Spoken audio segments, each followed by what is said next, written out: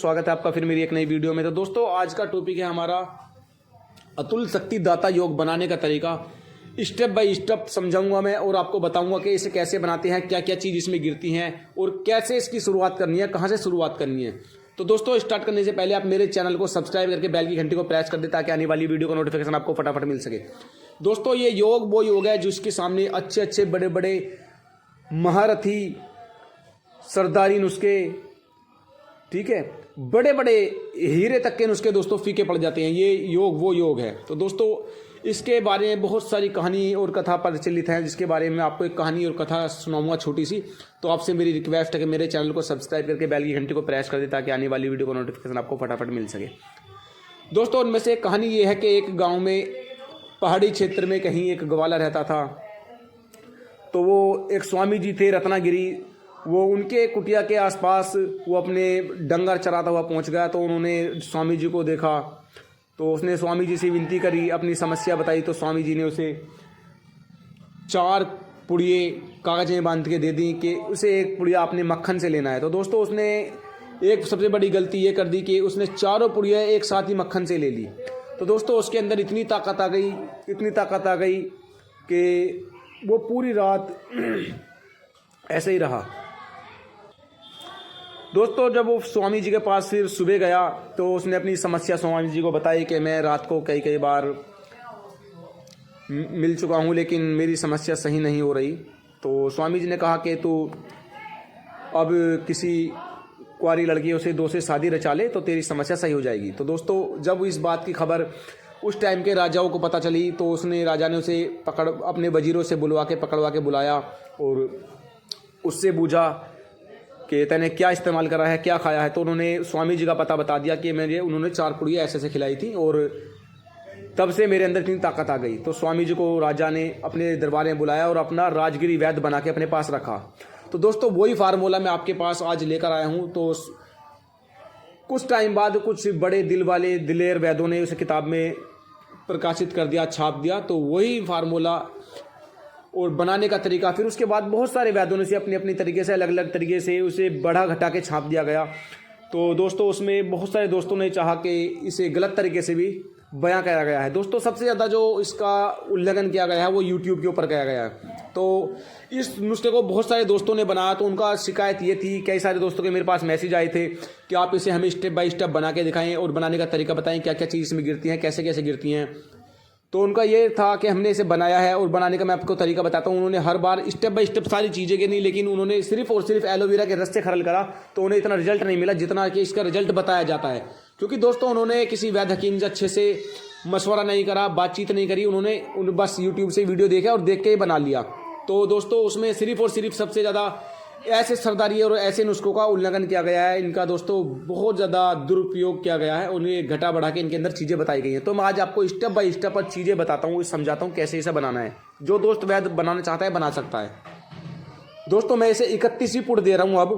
तो मैंने इसके अंदर 1.5 ग्राम कपूर भीमसनी और 1 तोला संखिया ये डाला है। तो दोस्तों ये मैं आपको दिखा देता हूँ, मैंने इसे जो डाला है ये, ठीक है। तो मेरा इरादा नहीं था बताने का, लेकिन बहुत सारे वैद्य मित्रों के भी फ़ोन आए और बहुत सारे मेरे पेशेंटों को भी फ़ोन आए जिन्होंने इसे ऑर्डर मेरे पास लगवा रखे हैं। क्योंकि दोस्तों मैंने फिर 30 पुड़ दे दिए लेकिन आज तक आपको दिखाया नहीं था, बीच बीच में कभी कभी दिखाया था। तो चलो मैंने सोचा चलो कोई बात नहीं, इसे दिखा देता हूँ और बता देता हूँ इसे कैसे बनाते हैं। दोस्तों सबसे पहले वीडियो लंबे होने वाली है, आपने स्किप करके वीडियो बिल्कुल भी नहीं देखना। ये वैद्य हकीम दोस्तों के लिए है सिर्फ। दोस्तों अनजान आदमी कोई भी हाथ न डाले और किसी वैद्य की देख रेख में इस काम को करे। सबसे पहले दोस्तों आपने संख्या को दूध में 2 लाइन तरह शुद्ध कर लेना है, देख सकते हो। तो दोस्तों आपने इसमें बिलोरी या कांच वाली संख्या कोई सी भी ले सकते हो। दूसरा आपने दोस्तों ये हड़ताल वर्कियाँ लेनी है, वर्क वाली। दोस्तों इस तरह तबकी वाली नहीं लेनी, आपने वर्क वाली लेनी है जिसे इस तरह तोड़ने से वर्क निकलते हैं। दोस्तों इस तरीके से गोल्डन कलर के वर्क निकलते हैं। तो दोस्तों ये आपने हड़ताल वर्कियाँ लेनी है। तीसरे नंबर पे दोस्तों आपने लेनी है गंधक आंवला सार और इसे गाय के या भैंस के दूध में 21 बार मुदब्बर कर लेना है। और चौथे नंबर पे लेना है दोस्तों पारा, इसे कम से कम आपने शुद्ध करना है 8 संस्कारों से।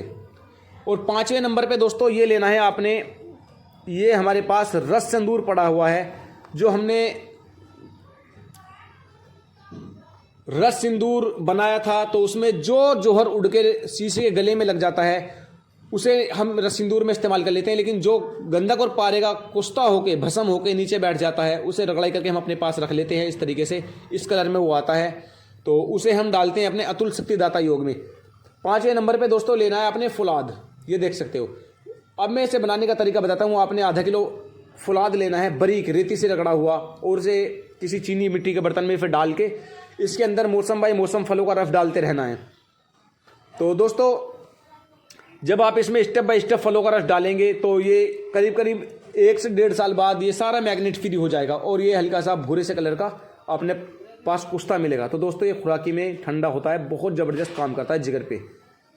तो आपने ये लेना है दोस्तों 300 ग्राम, ठीक है। तो इसे आपने एक आग ऐसे ही दे देनी है 5 किलो की, तो ये आपका हल्का सा मिट्टी से कलर का ब्लैक सा निकलेगा। और फिर दोस्तों इसे दोबारा तिरफड़े से रगड़ के फिर एक आग दे देनी है, फिर दोस्तों एलोवेरा से रगड़ के फिर एक आग दे देनी है। दोस्तों इसी तरीके से फिर एलोवेरा से रगड़ करके आपने 5 आग देनी है इसे, तो ये आपकी टोटल आग 8 हो जाएंगी। 8 आग के बाद फिर आपने स्टफ शुरू करना है ये आपका।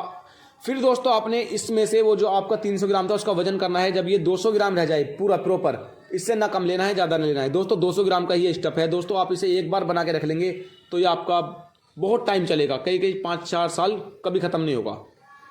तो दोस्तों आपने एक स्टफ उठा लेना है। पहले आप गंधक ले लें, हड़ताल ले लें, संख्या ले लें, पारा ले लें, जो मर्जी एक स्टफ की तरफ से ले लें। सबसे पहले आपने चलो पारा ले लेना है। 10 ग्राम पारा, 1.5 ग्राम भीमसेनी कपूर इसमें डालकर बढ़िया करके सबसे पहले दोस्तों आपने इसे अदरक के रस से खल करना है। दोस्तों अदरक के रस से भी खल कर सकते हो। अदरक का रस आपको ना मिले क्योंकि आजकल अदरक का बहुत ज़्यादा महंगा भाव है, तो कमबरती होता रहता है। तो आपने इसे इस पारे को काले धतूरे के रस से खरल करना है दोस्तों। जितना इसका वजन है दोस्तों इतना ही वजन इसमें कम से कम इस दोस्तों इतना ही वजन, जैसे 200 ग्राम ये है तो 200 ग्राम ही इसके अंदर धतूरे का रस खरल करके टिकिया बना के 5 किलो की आग देनी है। तो दोस्तों फिर निकालने के बाद फिर आपने दूसरे स्टेप पाना है। ये आपका संखिया दोस्तों, आपने 10 ग्राम संखिया इसमें डाल के 1.5 ग्राम भीमसेनी कपूर, पहले इन दोनों की बढ़िया करके कम से कम आधे घंटे रगड़ाई करनी है। उसके बाद आपने अदरक का रस दोस्तों, हड़ताल वर्किया पे तो संख्या पे तो आपने अदरक का रस ही डालना है दोस्तों। अदरक का रस डाल के टिकिया बना के 250 ग्राम टिकी और 5 किलो की आग देनी है। फिर दोस्तों तीसरे नंबर पे आ जाते हैं हड़ताल वर्किया। दोस्तों इस हड़ताल वर्किया को पहले पीस के बढ़िया करके भीमसेनी कपूर और आधे घंटे इसकी रगड़ाई करके, तो दोस्तों इसके बाद आपने इसमें डालना है एलोवेरा का रस। और दोस्तों हर बार में 5 ग्राम ये रस सिंदूर इसके अंदर डालना है, क्योंकि दोस्तों रस सिंदूर जो हमारा है ये गंधक और पारा है दोस्तों। और गंधक और पारा क्या है, ये गंधक हमारी जागरण है और पारा इसमें भस्मन है।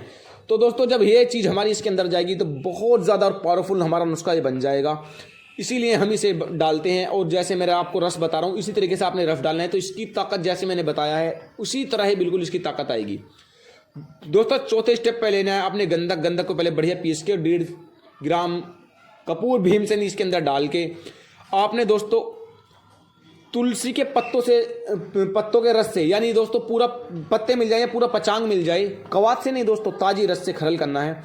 और आपने 10 प्रकार की कोई सी भी तुलसी आपको मिल जाए, श्यामा तुलसी, रामा तुलसी, शाम तुलसी, जो भी आपको मिल जाए, छोटी बड़ी तुलसी जंगली, तो उसके रस से 200 ग्राम से खरल करके टिकिया बना के 5 किलो की आग देनी है। तो दोस्तों ये आपका जामनी कलर में।